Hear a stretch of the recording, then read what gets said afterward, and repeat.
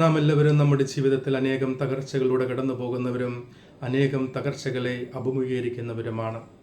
സാമ്പത്തികമായ തകർച്ചകൾ, മാനസികമായ തകർച്ചകൾ, കുടുംബ ബന്ധങ്ങളിലെ തകർച്ചകൾ, ആധ്യാത്മിക തകർച്ചകൾ എന്നിങ്ങനെ പലതും. യേശുവിൽ പ്രിയ സഹോദരരെ, എന്നാൽ ഇന്നത്തെ സുവിശേഷം നമുക്ക് വെളിപ്പെടുത്തുന്നത് നാം കടന്നു പോകുന്ന തകർച്ചകളിൽ നിന്ന് കരകയറുവാനുള്ള ഒരു മാർഗമാണ്. യേശുനാഥൻ പറയുന്നു, എൻ്റെ വചനം ശ്രവിക്കുകയും അതനുസരിക്കുകയും ചെയ്യുന്നവൻ പാറമേൽ ഭവനൻ പണിത മനുഷ്യന് സദൃശനാണ്, അവൻ തകർക്കപ്പെടുകയില്ല. നാം നേരിടുന്ന തകർച്ചകളിൽ നിന്ന് കരകയറുവാനും നാം നേരിടുന്ന തകർച്ചകൾ ഇല്ലാതാകുവാനും ദൈവം നമ്മോട് ആവശ്യപ്പെടുന്ന രണ്ട് കാര്യങ്ങളാണ്. ഒന്ന്, വചനം ശ്രവിക്കുക. രണ്ട്, വചനം അനുസരിക്കുന്നവരായി മാറുക.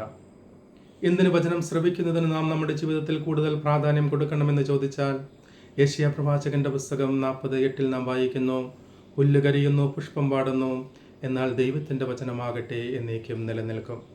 മത്തായിയുടെ സുവിശേഷം 24:35 നാം വായിക്കുന്നു, ആകാശവും ഭൂമിയും കടന്നു പോകും, എന്നാൽ എൻ്റെ വചനങ്ങൾ കടന്നു പോവുകയില്ല. നമ്മുടെ ജീവിതത്തിലെ തകർച്ചകളുടെ പ്രധാനപ്പെട്ട ഒരു കാരണം നമ്മുടെ കൂടെയുണ്ടായിരുന്നവരുടെ, നാം വിശ്വസിച്ചവരുടെ ജീവിതത്തിലെ മാറ്റങ്ങളാണ് എന്ന ബോധ്യത്തോടുകൂടി മനുഷ്യരെല്ലാവരും അവരുടെ ആവശ്യങ്ങൾക്കനുസരിച്ച്, ഇഷ്ടങ്ങൾക്കനുസരിച്ച് വാക്കിലും ചിന്തയിലും പ്രവൃത്തികളിലും മാറ്റം വരുത്തുന്നവരാണ് എന്ന ബോധ്യത്തോടുകൂടി മനുഷ്യരിൽ വിശ്വസിക്കാതെ മാറ്റമില്ലാത്ത വചനത്തിൽ വിശ്വസിക്കുവാൻ ഇന്നത്തെ സുവിശേഷത്തിലൂടെ യേശുനാഥൻ നമ്മോട് ആവശ്യപ്പെടുന്നു. രണ്ടാമതായി യേശുനാഥൻ നമ്മോട് ആവശ്യപ്പെടുന്ന കാര്യം വചനം അനുസരിക്കുക എന്നുള്ളതാണ്. എന്തിന് നാം വചനം അനുസരിക്കുന്നതിന് പ്രാധാന്യം കൊടുക്കണമെന്ന് ചോദിച്ചാൽ, ജ്ഞാനത്തിൻ്റെ പുസ്തകം 11:25 നാം വായിക്കുന്നു, എൻ്റെ വചനത്താൽ നീ ശിക്ഷണം നേടുക, നിനക്ക് ശുഭം വരും. ലൂക്കായുടെ സുവിശേഷം 11:28 യേശുനാഥൻ പറയുന്നു, ദൈവവചനം കേൾക്കുകയും അത് പാലിക്കുകയും ചെയ്യുന്നവൻ കൂടുതൽ അനുഗ്രഹീതൻ.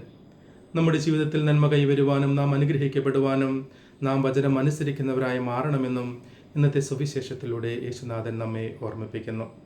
അതിനാൽ പ്രിയ സഹോദരരെ, നാം വചനം മാത്രം കേൾക്കുന്നവരായി മാറുവാനല്ല ദൈവം ആഗ്രഹിക്കുന്നത്, മറിച്ച് അത് അനുസരിക്കുന്നവരും കൂടിയായി മാറണമെന്ന് യേശുനാഥൻ ആഗ്രഹിക്കുന്നു. അതുകൊണ്ടാണ് ജോഷിയുടെ പുസ്തകം 1:8 യേശുനാഥ ദൈവം പറയുന്നത്, ന്യായപ്രമാണം നിന്റെ അതിരങ്ങളുണ്ടായിരിക്കുകയും നീ അത് അനുസരിക്കുകയും ചെയ്താൽ നീ രക്ഷ പ്രാപിക്കും. യാക്കോബ് ശ്ലീഹായുടെ ലേഖനം 1:22, നിങ്ങൾ വചനം മാത്രം ശ്രവിക്കുന്ന ആത്മവഞ്ചകരാകാതെ അത് അനുവർത്തിക്കുന്നവരുമായി മാറവിൻ.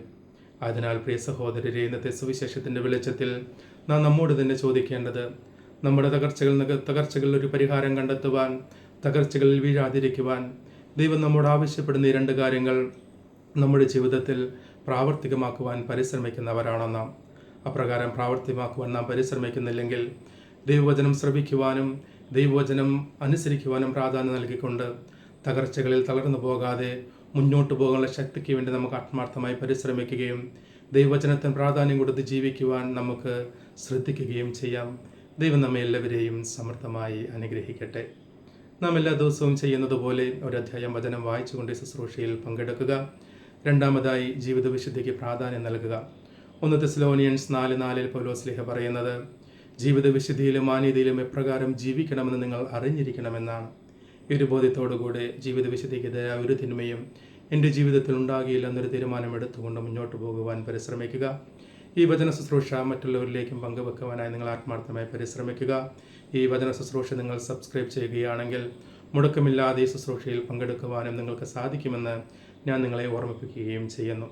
നമ്മുടെ എല്ലാ ആവശ്യങ്ങളും കർത്താവിന് സമർപ്പിച്ചുകൊണ്ട് കർത്താവിൻ്റെ അനുഗ്രഹവും സംരക്ഷണവും നമുക്ക് യാചിക്കുകയും ചെയ്യാം. ഇന്നത്തെ സുവിശേഷത്തിൻ്റെ വെളിച്ചത്തിൽ ആത്മാർത്ഥമായി ജീവിക്കുവാൻ പരിശുദ്ധ കന്യാമറിയത്തോട് അപേക്ഷിച്ചുകൊണ്ട് ഒരു രഹസ്യം ജപമാല ചൊല്ലിക്കൊണ്ട് നമുക്ക് പ്രാർത്ഥിക്കാം. കർത്താവിൻ്റെ അനുഗ്രഹത്തിനായി നമുക്ക് നമ്മെ തന്നെ ഒരുക്കാം. കർത്താവ് അനുഗ്രഹിക്കുകയും പരിപാലിക്കുകയും ചെയ്യട്ടെ. കർത്താവ് കരുണയായിരിക്കും പ്രസാദിക്കുകയും ചെയ്യട്ടെ. കർത്താവ് കരുണാപൂർവ്വം കടാക്ഷിച്ച് നിങ്ങൾക്ക് സമാധാനം നൽകട്ടെ, ഇപ്പോഴും എപ്പോഴും എന്നേക്കും. ആമേൻ. ദൈവം നമ്മെ എല്ലാവരെയും സമൃദ്ധമായി അനുഗ്രഹിക്കട്ടെ.